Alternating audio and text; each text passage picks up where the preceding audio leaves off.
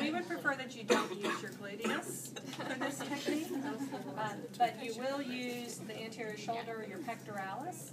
And the way it will look when you do the technique, my mobilizing hand will have my hand underneath the occiput, and on the same extremity, my anterior shoulder or pectoralis will be on the patient's forearm.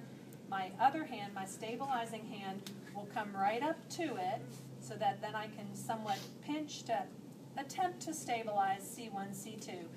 Will I really be able to feel the posterior arch of atlas? No. But if I start to do this motion and their neck starts coming out of my little web space or my trough that I developed, then I know I definitely am not stabilizing there, right? So this is what it looks like as a technique. So I come here, I just kind of come in to stabilize, and then again I'm still thinking about that axis of motion being through the ears. So I'm just coming like that, and then I can take him to the barrier and then say, I want you to just gently push your chin up and relax. He relaxes, and I take him further into that range. Okay? I have to tease Patty a little bit. Forearm, forehead. What did I say? Forearm. Oh, okay. So just in the context, I have to tease you. Okay, I've only been in the country for a little while. Perez. If she had her southern accent, she'd be okay. I know. All right, so that's one way to do those are a couple of different ways to do techniques to improve OA flexion.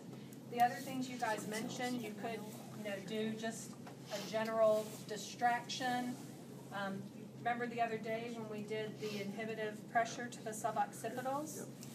And when we came up into this position, I can do this to try to get some inhibitive pressure applied to the suboccipitals.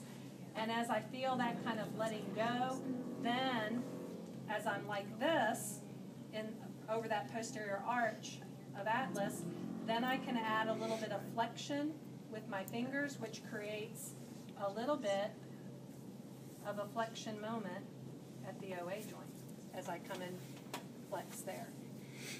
So those would be all nice options. And again, I see a lot of patients with dysfunction in this upper cervical region. I tend to probably see more people who are limited in OA flexion because they do this. So everybody sit like you usually sit, which would be sloppy.